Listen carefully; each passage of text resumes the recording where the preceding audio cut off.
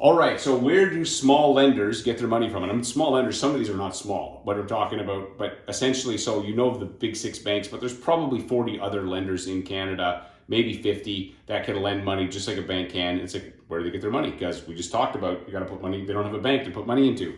So often what happens is there's banks, and so this is RBC, BMO, these other companies, they'll set up what's called a warehouse line of credit. And so that's just basically, let's say it's $100 million line of credit, and they give it to a company who's makes all the right credentials, got the right, designations and everything, like First National, RMG, NCAP, there's a whole bunch. And like First Nat, I think has like 30 billion in assets under administration. I'll talk in another video about how they make money.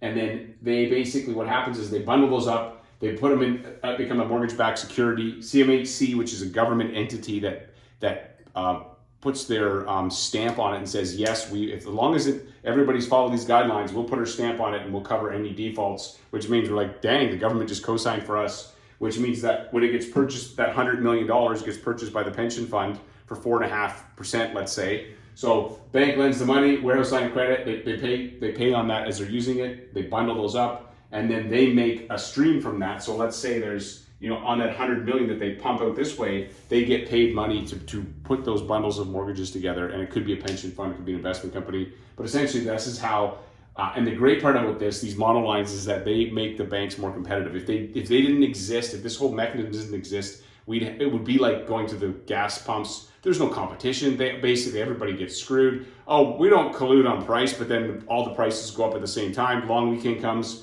magically the rates, the prices go up at the gas pumps.